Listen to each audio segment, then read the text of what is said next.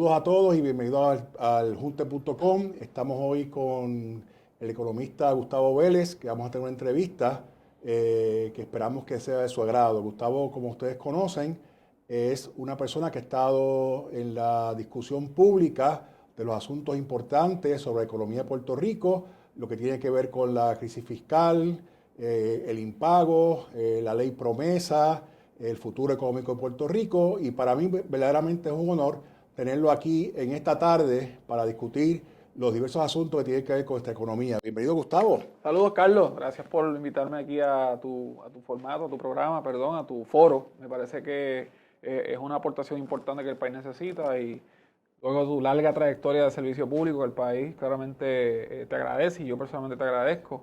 Pues es un honor, ¿verdad?, estar contigo en este diálogo hoy. Pues mira, yo quiero comenzar porque todo el mundo escucha a Gustavo por la radio, por televisión, te vemos, pero háblame un poco de ti. ¿Dónde tú naciste? Porque todo el mundo tiene una trayectoria en Puerto Rico, casi siempre somos familia si nos buscamos un poquito más. ¿De dónde tú vienes, Gustavo? Pues mira, mis padres son de Utuado. Mi padre vino acá ya de chiquito.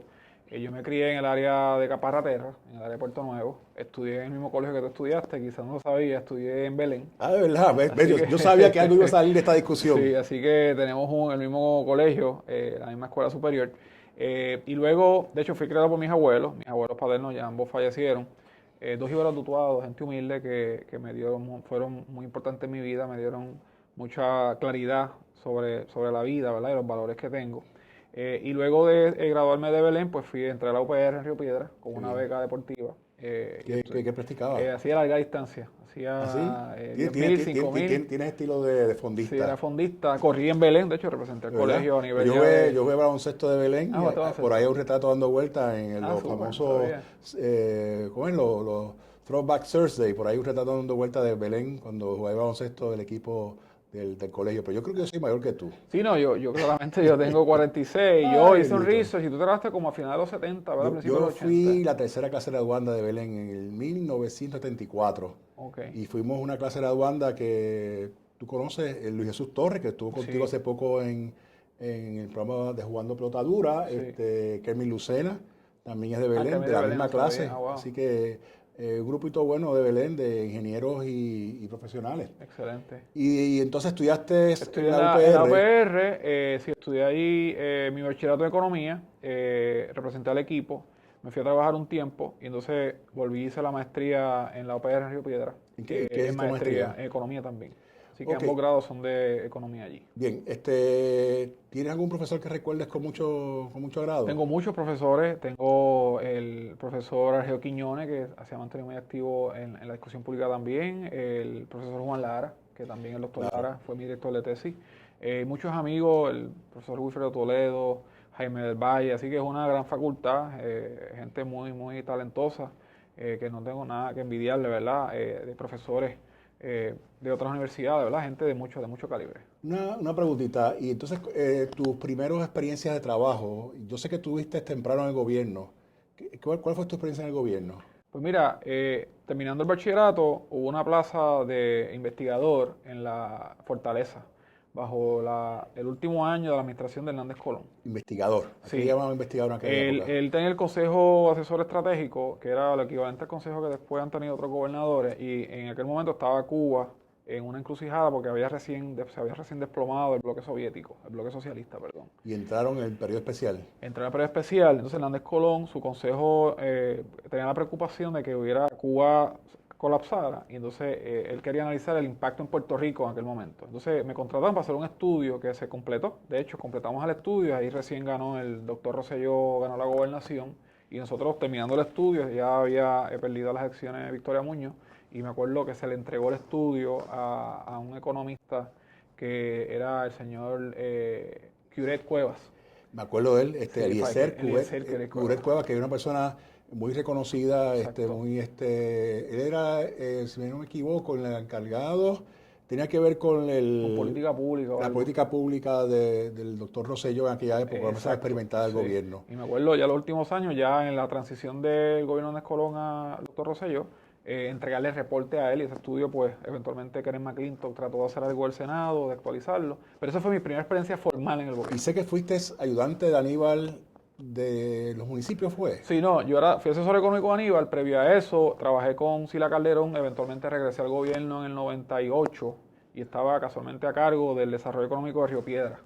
Ok. Ahí tú y yo nos coincidimos por primera Por vez, tú eras el el tema del tren secretario del tema urbano. del tren urbano, yo estaba a cargo de todo el tema económico de la ciudad de Río Piedra y obviamente pues tú estabas a cargo de todo lo que era el tren. Y te acuerdas, bueno, un día hablamos del Claramente, sí, tren, eso es otro porque tema. aquello fueron unas Sí, tremendas reuniones sí, que se dieron de la comunidad, claro, que sí, sí, fueron ejemplar. correcto, Y hubo personas que participaron, las personas de la comunidad, Ruth Hernández Torres, exacto. la líder de los comerciantes, Ujú, ujú. Marisabel Vicente, También, nuestro amigo abogado, Ángel Noel, Ángel Noel, que así es. también fue, y lo invité Parte. a que fuera uno de los invitados a un foro del tren urbano que se hizo. Sí. Pero Y, vamos a volver a los temas acá sí. económicos, que son los que nos interesan en este momento, desde el punto de vista, ¿verdad?, de la Asociación Fiscal de Puerto Rico. ¿Cuándo tú entiendes que comenzó esta desaceleración, esta crisis? O sea, le hemos llamado crisis en los últimos 3 o 4 años, pero ¿cuándo realmente Puerto Rico cambió su rumbo de crecimiento a un rumbo que nos llevó a donde estamos hoy en día? Mira, hay un gran debate sobre eso, Carlos. Yo creo que es una pregunta bien importante ubicar el comienzo de esta situación. Y casualmente en el año 75, 1975, ocurre la recesión provocada por el embargo petrolero europeo. El modelo de manos a la obra que diseñó Moscoso y Muñoz y Towell cogió el primer golpe y de ahí para acá las tasas de crecimiento económico de 6, 7% dejaron de ser así. Y hay distintos teóricos, entre ellos el doctor Cuevas, que plantea, y otros, que ahí comienza el desgaste del modelo y aunque hubo tasas de crecimiento de 2 o 3%, el modelo como se diseñó dejó de tener la vigorosidad. Y muchas veces ese crecimiento fueron por acciones puntuales, por ejemplo, la Correcto. inversión en infraestructura. O sea que hubo una reacción a una acción concertada, Del no un Estado. crecimiento estable y Estable y sostenible. sostenible. Y ahí se empezaron a dar las voces de alerta de que el modelo de importación de capital para reexportar productos finales al mercado doméstico norteamericano ya estaba dando síntomas de agotamiento. Entonces ahí se siguió jugando con esto, la 931 se convierte en la sección 936, siendo más favorable el esquema de traer inversión en manufactura, se instituyen los cupones, ahí se habla de que se instituye el Estado benefactor. Y entonces, Que sabe Dios, para poner en sí, perspectiva, lo que hace es que suaviza los golpes. correcto, O sea, correcto, es un amortiguador de correcto. los impactos de la economía, porque la clase menos afortunada, desde el punto de vista económico, recibe unas entradas fijas Ujú. que puede depender de ellas y posiblemente no reacciona ante una crisis que se Así es. estaba por venir. Así es, y se especula de que por diseño fue así, de que había una manera de no atender las raíces estructurales del problema, que hubiera implicado quizás hasta revisar el estatus y unas discusiones que en ese momento no eran oportunas hacerlas. Y entonces ahí se compró tiempo y dentro del 75 al 96 pues hubo un crecimiento agresivo de la economía o estable, provocado por todo lo que fue el influjo o el inflow, ¿verdad? Valga el anglicismo, de dinero de las 936. Y ahí obviamente, como tú sabes, el Congreso bajo la administración Clinton y los republicanos del Congreso deciden derogar la sección 936 y ahí entra entonces un proceso ya de desaceleración de la inversión industrial. Se dio el phase-out period de 10 años Que termina en el el 2006. 2006 y casualmente los indicadores económicos comienzan a mostrar una debilidad justo a partir del año 2000-2001. Ahí empieza un poco a cocinarse la crisis que revienta formalmente justo cuando termina el periodo de transición de la 936, que fue en el 2005. No fuimos capaces de rearticular un modelo económico nuevo. Yo no estoy diciendo que el detonante fue la eliminación de la sección 936. Coincide. Coincide con eso y coincide con los tratados comerciales. Ahí Estados Unidos hace el TLC con México y con Canadá, ahí China empieza a coger un poder como potencia económica, entonces Latinoamérica empieza a integrarse, viene el Tratado de Libre Comercio de Centroamérica y República Dominicana, así que una multiplicidad de factores en gran medida crearon las condiciones para la crisis que obviamente formalmente arranca en el año 2006 y en la que estamos ahora mismo todavía. Como tú sabes, Sí. y yo fui candidato a la gobernación, y cuando yo era candidato sabía que había un problema. Ujú. O sea, yo no estaba en esta nube de que todo esto es fácil de resolver o que hay un crecimiento económico sostenible. Pero sí coincide ese periodo con la falta de ajustar las tarifas por los servicios que se le prestaban a los puertorriqueños. Sí, Otras palabras, que esa agencia de gobierno, el propio gobierno, creó esta percepción o se creó la presión de que no se debería aumentar nada y que todo se podía conseguir prácticamente de gratis. así es, Y explotó. explotó.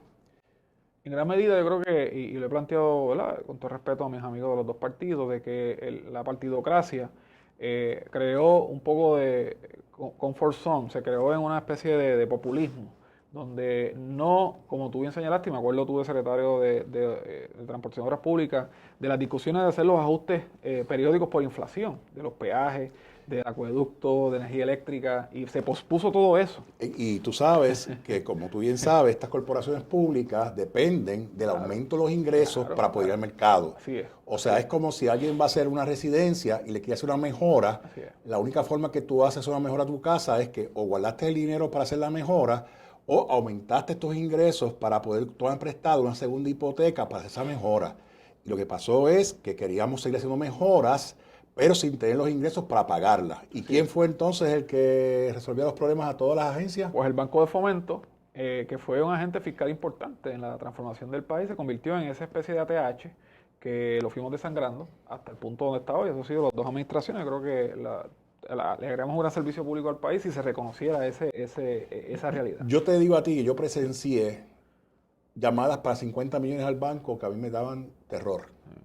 Pero más terror me dio cuando sacaron 1.000 millones de pesos Cuando lo de las familias especiales. sin siquiera tener un compromiso de pago. Así es. Y el problema con esos 1.000 millones, como tú bien sabes, Gustavo, es que generaron poca actividad económica, se gastaron, no fue una inversión. Infraestructura. No fue una inversión que genera actividad económica. Por lo tanto, el banco que supuestamente hace préstamos, ¿verdad? Hacía préstamos para actividades económicas, en ese caso, pues se convirtieron más bien en un drenaje de unos recursos que poco a poco nos llevaron a donde estamos. ¿Cuándo tú crees que ocurre?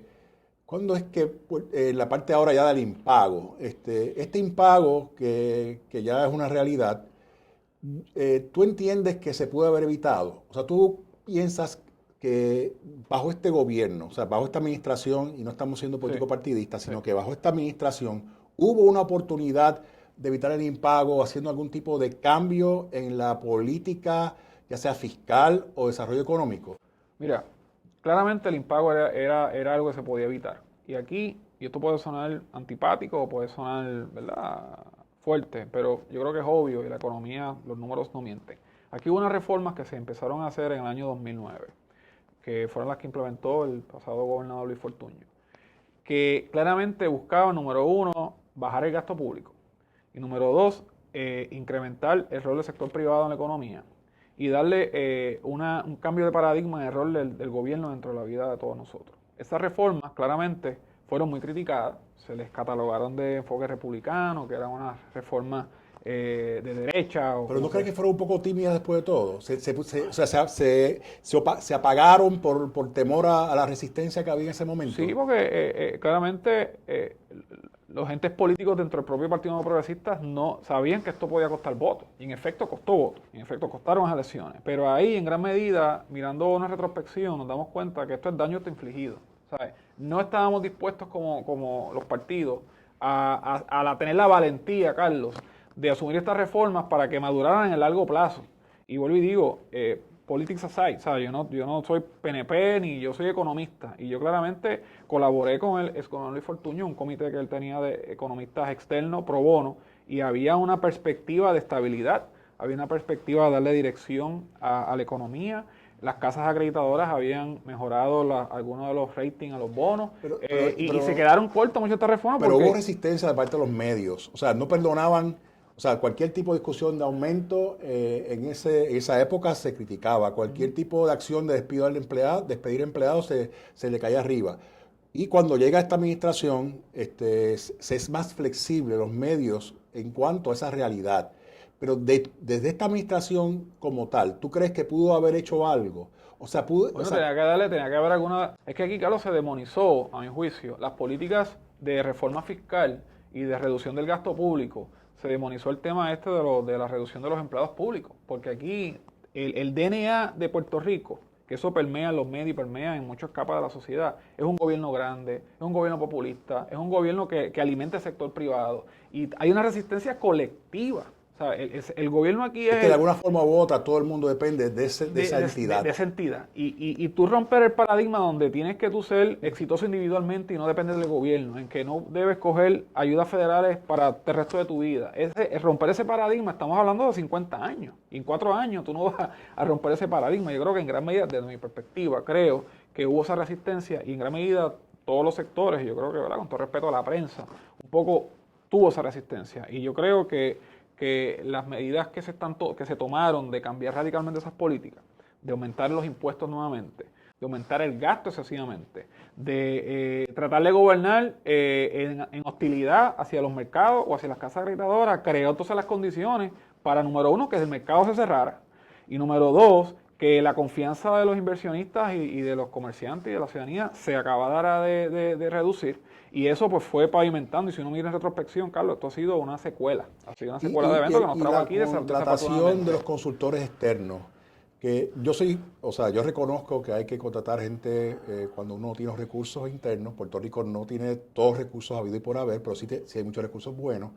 Pero se dependió mucho de recursos externos que asumieron un rol de liderato y de representación de la política pública puertorriqueña. ¿Tú entiendes que esos consultores al final dieron fruto? Vamos a hablar específicamente de Jim Milstein, podemos hablar de Lisa Donahue, ese tipo de enfoque a resolver el problema, de buscar desde temprano un tipo de recorte a la deuda. Cuando el gobierno se vio que no podía poder cumplir con los bonos y los vencimientos, y que claramente iba un abismo fiscal, a mi juicio yo teorizo que se creó entonces una estrategia de provocar el impago.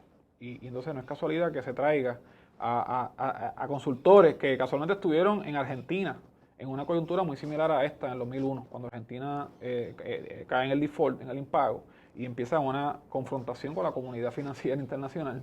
No es casualidad que hayamos traído a Puerto Rico los mismos que asesoraron a Argentina y que tuvieron a Argentina 15 años pleiteando con los acreedores y llevaron a Argentina a una situación muy complicada. Si hubiésemos gastado esos recursos en consultores de desarrollo económico, de actividad económica, no estuviéramos aquí. O sea que una de las cosas que yo pienso es que habían 2 pasos a seguir. 2 rutas. 2 rutas. Y escogimos la ruta más caótica de contar lo que no tenemos, de volver a contar y no tenemos tanto, que ahora no tenemos tanto. En vez de la ruta de vamos a buscar cómo hacemos proyectos de infraestructura, hay chavos en carreteras que no se han gastado, se han dejado de utilizar. Y entonces el gobierno comienza a los secretarios, porque yo he estado en ese ambiente. Y yo también. Entonces, ¿qué es lo que premian aquí? El que tenga menos, el que tenga más déficit. Exacto. Y entonces, tantos informes de Kruger como el propio Milstein. Y hay una cosa que yo me di cuenta. Yo estuve en una reunión que estaba Jim Milstein hace me imagino que unos 4 meses atrás.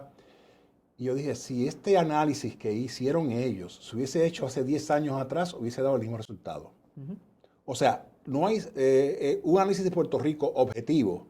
Va a encontrar que había problemas con los sistemas de retiro, que había problemas de más deuda de la que podemos atender.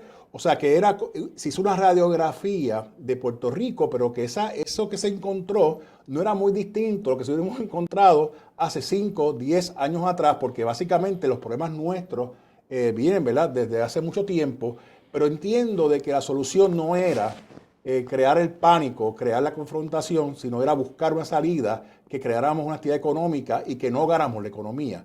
¿Tú entiendes que, por ejemplo, el IVU de 11.5, que es el más alto impuesto de esa naturaleza en todos los Estados Unidos, fue un factor que ayudó a crear la crisis? Fue ya medida ya de desesperación. Recuerda que el IVU de 11.5 viene cuando ellos no pueden aprobar el IVA como se planteó, que era un IVA de 16%, con unos supuestos ajustes en tasa, pero el mismo gobierno reconoció en la discusión en la legislatura de esa propuesta que el 60% de esos ingresos incrementales iban para pagar deuda vieja. Y volvemos a lo mismo, aquí nunca se planteó una reforma para desarrollar la economía o para darle más dinero, devolverle más dinero a las corporaciones o al consumidor. Era una reforma planteada en aumentar los ingresos al Estado para pagar deuda vieja. Y también se dijo y eso no era positivo en y este el propio contexto. informe habla de que esta medida no se debe implementar en una economía débil. Correcto, Y también. entonces te dice, vamos a aumentar un 16%, el informe dice que es peligroso y francamente yo entiendo de que hay un problema y es que teniendo la facilidad de comprar a través de los mercados en línea, La gente va a buscar las opciones. y obviamente ha resultado una baja de las Y ventas. fue un shock al sistema, déjame añadir, Carlos. El SIU aumentado a 11,5, que es el resultado del parcho al no poder pasar el IVA. Lo que hizo fue de julio del año pasado para acá, la economía dio otra caída, porque no hay dinero, no hay ingreso personal disponible allá afuera. O sea, la gente está viviendo, la gente está en el hueso. La gente está, estamos casi como el gobierno. Exacto, estamos con el vaporcito de la gasolina, desde el punto de vista del consumidor. Y yo creo que fue muy mala decisión de política pública. Y para concluir lo de los asesores, no es casualidad que traigan a un exfuncionario del Tesoro, porque la estrategia era provocar una crisis que a su vez provocara una intervención del Tesoro Federal en el sueño de que fuera un bailout, que fuera un rescate. Yo entiendo que eso no iba a ocurrir. yo entiendo que el Tesoro debe haber estado antes envuelto en Puerto Rico. O sea, hay previo a los asesores. Claro. Sí. O sea, hay una intervención tardía del Tesoro. Sí. Puerto Rico tiene un problema estructural, que, como hablamos hace un poco atrás, viene de tal vez más de una década. Y el Tesoro de pronto nos descubrió cuando ellos tienen una responsabilidad fiduciaria sobre Puerto Rico y sobre la economía de los Estados y Unidos. otros reguladores como el propio FDIC, como FINRA, ¿sabes? Aquí dejamos que esto se expandiera. Es que creamos, era un lugar de buscar comisiones. Las comisiones me refiero, cada vez que se hace una emisión de bonos, claro. hay unas comisiones grandísimas para los que aseguran, para los abogados que participan en esos cierres. ¿Cuándo tú te diste cuenta que hacía falta una intervención federal? Esa es una buena pregunta. Tan pronto el gobernador dijo que la deuda era impagable en junio 29 del año 2015, yo empecé a hablar con algunos líderes de ambos partidos políticos, porque al gobernador decir eso, yo entendía que iba a agravarse la situación económica de Puerto Rico y que podía desembocar en una crisis sistémica. En otras palabras, todo lo que hemos visto, ¿verdad? Cooperativas, al punto de corridas de depósitos, ¿sabes? Todo esto que ha habido.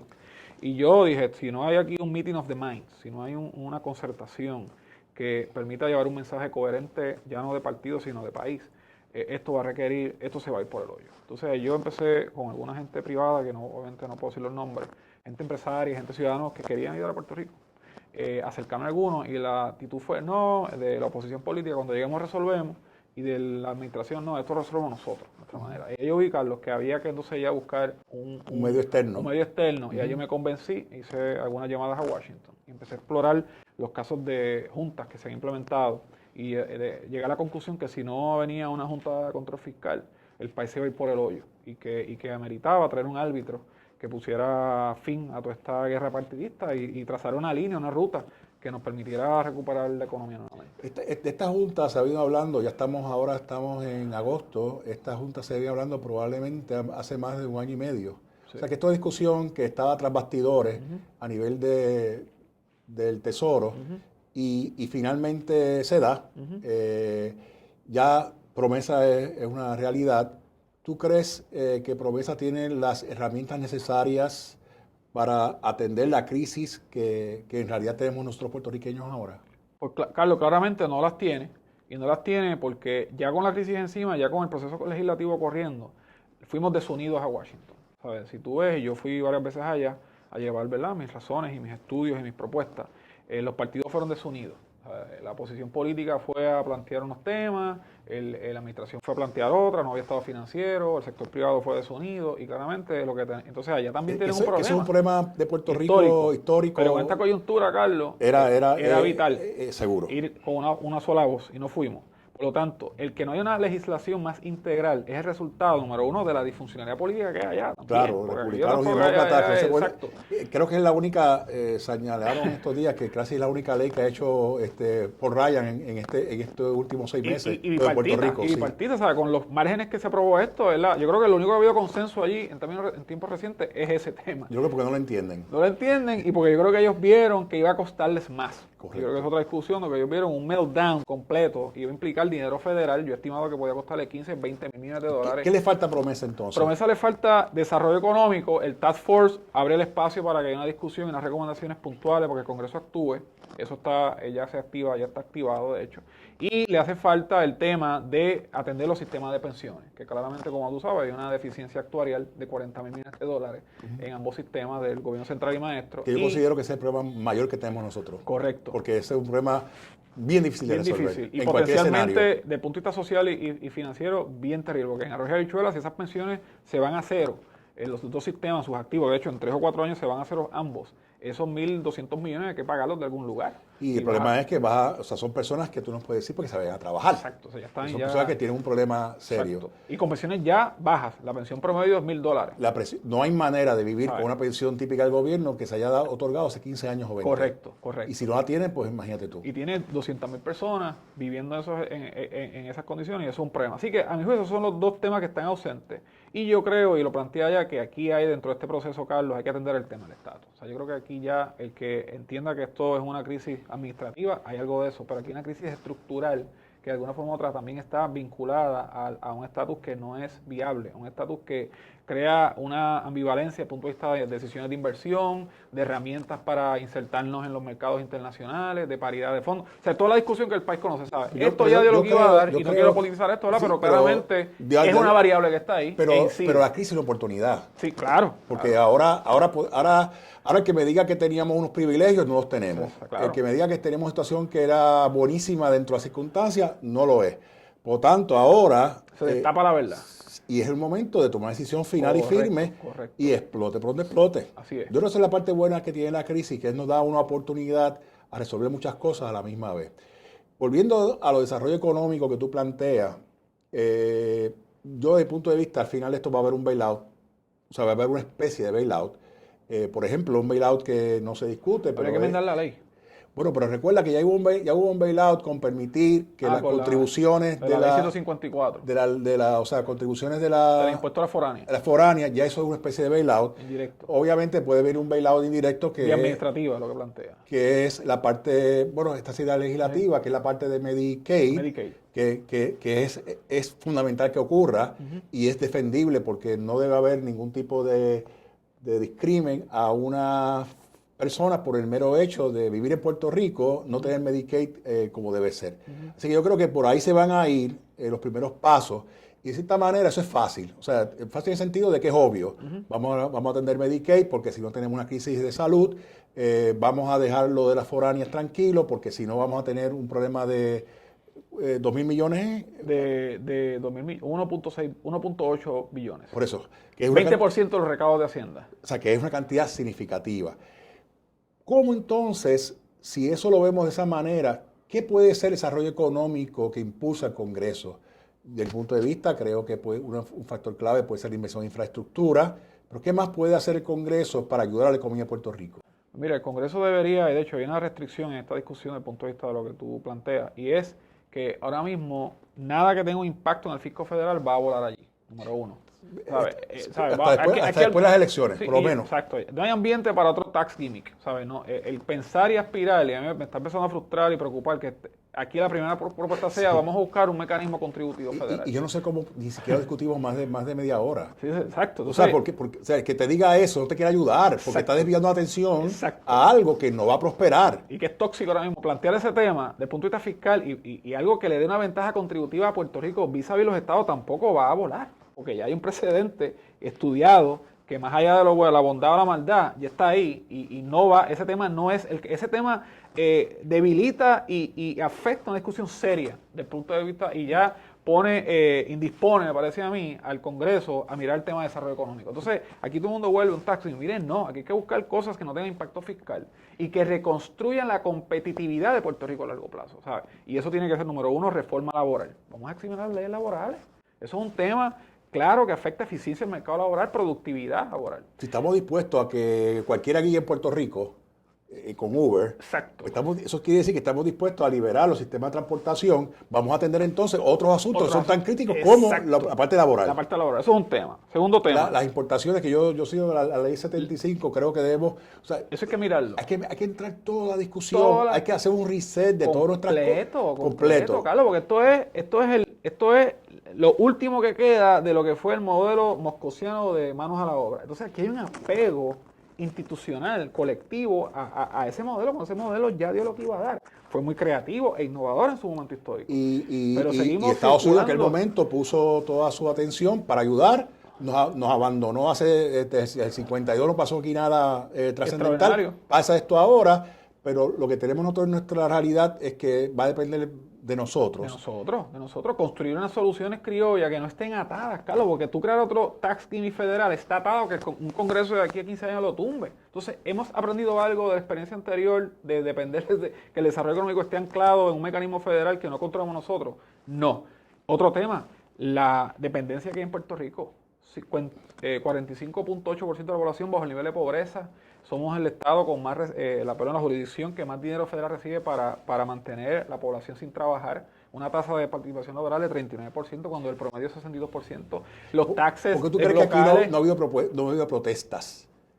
Yo fui, cuando yo iba con tú, te pasaste igual. ¿Y por qué ustedes no protestan? Pues no protestan porque la persona que tiene unas aportaciones para el PAN, unas aportaciones para su sustento, el hogar que tienen residenciales públicos, etcétera, no se ha inmutado por esta crisis. Sí, no lo ha sentido. No lo ha sentido. Conmigo, y oye, para bien sea. Por eso. Pero de alguna forma u otra, eso es lo que ha creado una situación donde no hay la urgencia de modificar nuestros patrones de desarrollo económico, claro, porque hay un sector que nos afecta y hay otro que emigra. O sea que hay dos factores, el que no tiene ningún problema y el que si lo tiene muy fuerte, emigra. Y el problema es que estamos aprendiendo la definición de lo que es per cápita. Exacto. Antes el per cápita, pues uno no le hacía mucho caso, pero el per cápita significa que la deuda estamos dividiéndola entre menos personas, pues nos toca a más personas, por lo tanto las contribuciones de los que quedamos van a ser mayores. ¿Cuánto tiempo tú crees que va a estar aquí? O sea, ¿cuánto tiempo tú crees que vamos a estar en esta decrecimiento económico? ¿Hemos visto lo peor de la crisis? Todavía. Yo lo pongo como que estamos como amontonando. Así es. Estamos haciendo unos montencitos más grandes, porque cuando no pagamos los intereses, no pagamos algo, no es que no lo vamos a pagar nunca, es que lo estamos amontonando para después. Estamos kicking the can. Correcto. ¿Y cuándo tú crees que va a ser ese fondo y cuánto tiempo va a estar Promesa en Puerto Rico? ¿Cuánto tiempo va a estar la Junta en Puerto Rico? Y de hecho estoy trabajando un documento, Carlos, que te lo voy a compartir cuando lo termine, que son propuestas de desarrollo económico que giran mucho en torno a esta discusión, con analizadas y modeladas y todo macroeconómicamente hablando. Y yo viendo el problema estructural tan grande que hay en Puerto Rico, esto va a tomar por lo menos 10 años. Esto va a tomar 10 años. No hemos hablado de un componente aquí importante, Carlos, la inversión que el país necesita. Aquí vamos a necesitar una inversión recurrente, por lo menos $5 billones. Anuales. Entre otras cosas. Para crear 300 o 400 mil empleos para atrás, nuevos. Recuerda que hemos perdido 250.000 empleos. O sea, aquí no hemos entendido, Carlos, que esta economía retrocedió al año 1999. Si lo ponemos desde el punto de vista real, si sumamos todo lo que hemos perdido. Correcto. En el tiempo de la crisis. La población de hoy es del año 1990, Carlos. Sí, que hablábamos antes de 4 billones. De 4 millones, estamos en 3.5. Nunca tuvimos 4, pero aspiramos. Hablábamos de 4. La proyección era 4 en el año 2010. Hoy es 3.5 millones. La misma que teníamos en el 90. Hemos perdido 60 billones en riqueza nacional en términos de devaluación de las bienes raíces, los bonos que se han caído, los bancos que perdimos, todas las acciones comunes y preferidas que se quemaron en ese proceso. Así que hemos perdido 60 billones en riqueza nacional. Y para que una economía pueda prosperar, hay que crear riqueza nueva. Hay que crear fundamentos productivos nuevos. Gustavo, no hay garantía de que eso va a ocurrir. O sea, el hecho de que tenemos esta crisis, el hecho de que sabemos lo que falta, lo que perdimos, pero no hay nada que nos garantice que vamos a salir de esto. Bueno, esa es una pregunta. Yo me alegro que hayas traído eso porque yo, viendo este problema y haciendo este documento, y llevo semanas profundizando en todos estos análisis, yo me hago la misma pregunta, ¿sabes? ¿Cuán viable es revertir esta tendencia y devolver a Puerto Rico a un nivel de estabilidad? Es que es posible, aceptable. Gustavo, es posible. Si tú vas, es monumental la tarea. es que si tú vas, por ejemplo, a Nueva York, el estado de Nueva York, y vas a ciudades que eran prósperas en un momento dado, lo dejaron de ser. O sea, no hay garantía. En Pittsburgh, el aspecto de las ciudades En Pittsburgh, metales, en Binghamton, en Rochester, Nueva York, Detroit, estaba Kodak, Detroit. ya Kodak no está. Sí. O sea, que hay una realidad que tenemos nosotros que entender, que volver al Puerto Rico de hace 15 o 20 o 30 años no hay garantía que lo vamos a hacer. O sea, esto cambió para siempre. Para siempre. La pregunta es cómo nosotros mejoramos para reducir el éxodo de los puertorriqueños y para que Puerto Rico esté en una condición que sea autosostenible. Y aceptable. Y aceptable para que podamos funcionar. Ok, promesa, todavía no han nombrado los 7 miembros. Sabemos que aparentemente para septiembre es lo que tú entiendes que también va a ocurrir. Septiembre 1 debe estar constituida. Ha habido entrevistas a varias personas que pueden ser parte de la Junta. Creo que debe incluir uno que otro puertorriqueño en el Oversight Board. Y yo creo, Carlos, lo más importante es que el enfoque a corto plazo no sea fiscal. Y me explico. En la medida en que la Junta arranque dando machetazos al gasto y sea un ejercicio puramente financiero, la famosa austeridad. Esto colapsa.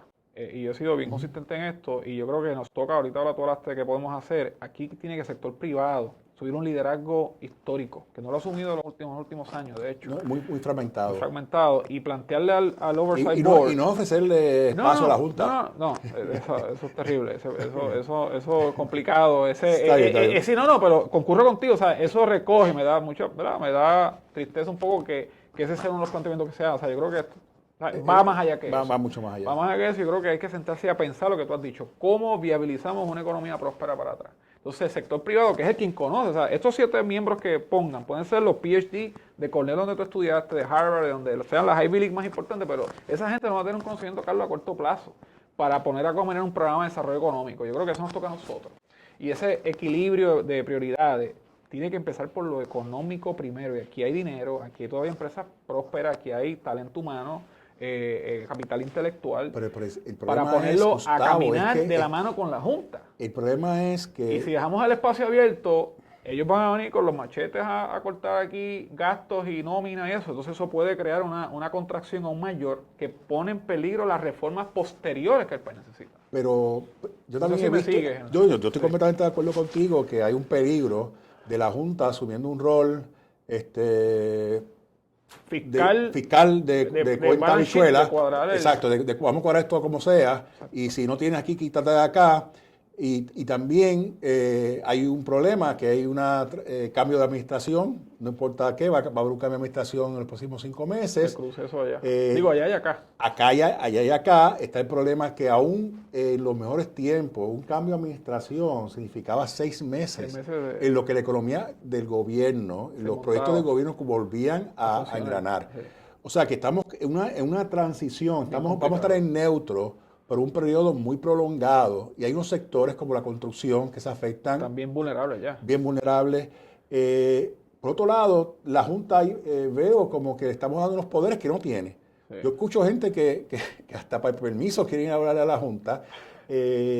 O sea, y la Junta tiene unas responsabilidades bien... expresadas en una ley, claramente. O sea, que esto no es como... Yo digo en tono de broma que si estuviésemos cogiendo las citas para ver la Junta, estaríamos ya por enero, como los doctores más complicados en Puerto Rico, sí. Porque estamos dando unos poderes y unas expectativas que realmente no van atadas con su responsabilidad.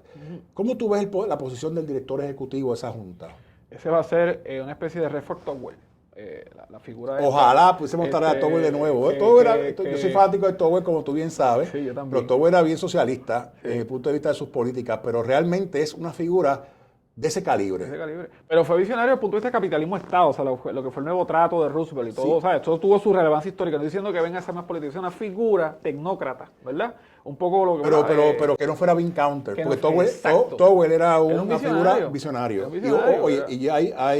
Y tiene que haber alguien así. Tiene que haber una figura que vea esto más allá de ese cuadre de chequera. Y que pueda tener juego, un amor por Puerto Rico. Exacto. Y yo creo que digo Togwell no porque estoy apegado al pasado, sino porque fue una figura bien importante en el desarrollo de Puerto Rico, en el Puerto Rico moderno. Pudo acoplarse a la realidad política que el momento y fue arquitecto junto con Muñoz. De hecho, hay gente que plantea que el arquitecto realmente de todo esto fue Tocqueville. ¿Tú suscribes esa tesis? Yo suscribo esa tesis y tú sabes algo, que esto no quiero que nos desviemos el tema, que no hay nada en Puerto Rico a nombre de Tocqueville. Sí, no hay una calle, no hay una escuela, no hay un parque, nada. Y es el founding father realmente.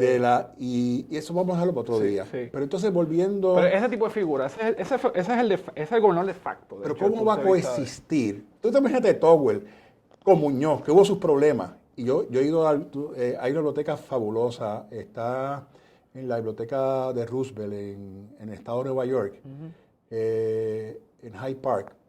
Y hay tú ves allí, vas a ver información de la relación de Tocqueville y Muñoz fabulosa. Me gustaría verlo, no he ido. Y debes ir.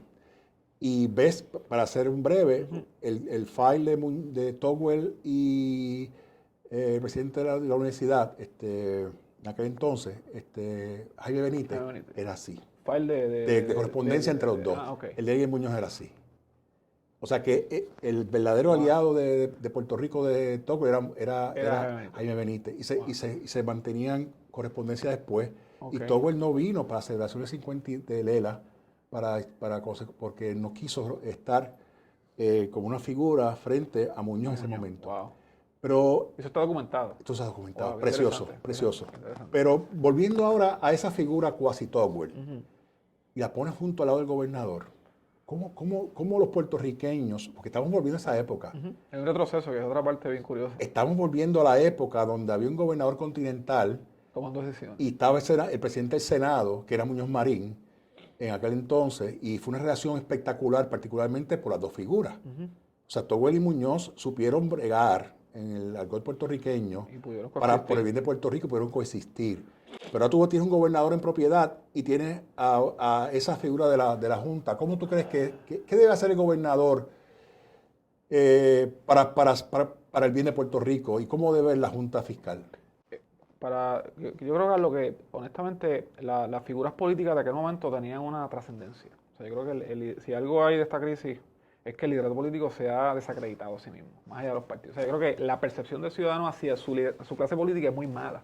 Contrario es Muñoz y toda aquella generación, Jaime Benítez, Moscoso, Ramos Vilella, Vieja Ferré, todas esas figuras tenían mucha credibilidad en el país y estaban en el desarrollo de Puerto Rico. Yo creo que la clase política está muy debilitada. Yo creo que en gran medida lo que tú decías ahorita, de que la Junta tiene esta lista de peticiones, la gente está ya como que descartó el liderato político como parte de este proceso. Así pasaba, sí. El pasado era así. Iban a ver a Tocqueville para buscar soluciones. O sea, dimos un retroceso histórico que tal vez siempre ha sido igual. Lo que pasaba es que no está esa figura presente. Exacto.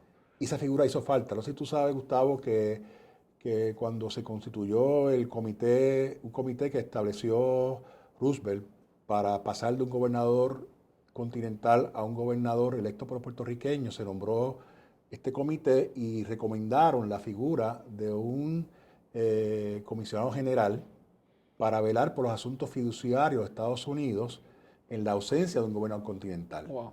Y se aprobó, pero nunca se hizo realidad. Así que la Junta, de cierta forma, subsana atiende ese déficit. Y lo que pasó fue que en aquel momento no lo hicimos. Lo hacía la Marina hasta cierto punto. Tú supieras, yo le pregunté a Kevin Green. ¿Te acuerdas de Kevin Green? Claro. Le pregunté a Kevin, al señor Green, Who Minds Our Store? Y me dijo, éramos la Marina, pero ya no. Y Puerto Rico, parte del problema que tuvimos fue que después de Tocqueville fue la Marina. Pero la Marina no quiso tener una visibilidad. Yo le decía a él, a Kevin Green, si hubiese sabido eso, en vez de ir a contratar un cabildero para buscar chavos para el tren urbano, iba a donde la Marina. Sí. Y me economizaba un montón de dinero. Y así era, la Marina era que jugaba ese rol, porque querían la estabilidad, pero lo querían hacer institucionalizado. Y en el background. Eso es también tema para otro día. Sí. Volviendo aquí a esto, ¿qué tú crees que va a pasar? ¿Cuándo tú vas a ver un repunte de la economía? Por más pequeño que sea. ¿Cuándo comenzamos a subir? Va a depender de las medidas puntuales que localmente podamos implementar de la mano de Promesa. Por ejemplo, un tema de que Promesa da estabilidad y cómo podemos apalancarnos de esa estabilidad para, por ejemplo, habilitar la alianza público-privada. O sea, yo creo que aquí hace falta 3 o 4 billones para el sistema energético. Eso va a venir, y eso de hecho, Para eso está, tú ves la ley de Promesa, eso está puesto, planteado. Está planteado y hay personas que lo están persiguiendo. En la medida en que nosotros seamos capaces de poder reformular las prioridades de Promesa en el corto plazo, entiéndase, mover dinero federal para acá, mover dinero privado, dar estabilidad, confianza, ese proceso se acorta. Y yo creo que en 1 o 2 años pudiéramos estar ya en un proceso de salir del negativo, que llevamos ya 10 años para 11, de hecho. Y eso pudiera estar en ese range de 1 o 2 años. Ahora, si el enfoque es dejar que la Junta venga con los machetes aquí y dejemos que el libre albedrío de ellos, primeramente cuadrar la chequera, el balance sheet, aquí estaremos indefinidamente y la economía puede entrar en unas caídas mayores. Esa es mi gran preocupación. Pero yo creo que es doable. O sea, yo creo que esta economía todavía le queda algo de capital, aquí todavía queda... Puerto Rico somos una isla hermosa, Sí, o sea, la gente son gente buena, hay trabajadora. activos, 14 universidades, tenemos ingenieros, una realidad arquitectos, una experiencia industrial, tenemos todavía, y Carlos, esto es muy importante, Puerto Rico ha tenido 4 grandes transformaciones. Cuando el café, nos hicimos potencia cafetalera a principios del siglo XIX. Y todo él decía, para que eso pase, que no hay manera que esta isla pueda depender del café. ¿Por qué? Porque era una empresa que dependía demasiado de una mano de obra que jamás íbamos a tener. Y lo fuimos. Y fuimos potencia cafetalera. Pero en aquel momento, pero él sabía que eso no iba a funcionar. Era transitorio, claro. Era transitorio. Y obviamente ahora, ¿cuál es ese nicho? El driver de crecimiento. Digo, y después fuimos potencia azucarera, después fuimos potencia manufactura, fuimos la primera economía en el mundo, tenía una ley de incentivos industriales en 1948. Así que Puerto Rico ha tenido otras experiencias de reestructuración y reinvención. Obviamente, esta es más compleja. Y ¿Qué signos positivos tú ves ahora? Pues mira, por ejemplo, todo este tema de aeroespacial, ¿sabes? Algo está viendo Lufthansa, más allá, yo que sé, ¿sabes? Lufthansa vino, y esto es una empresa global de aviones, tú la conoces, y se estableció aquí, le dieron unos incentivos y todo, pero compartimos con México y otras jurisdicciones. Ese clúster, ese conglomerado se está desarrollando, está Lufthansa, está Infotec, hay varias creadas ya, hay más de 15.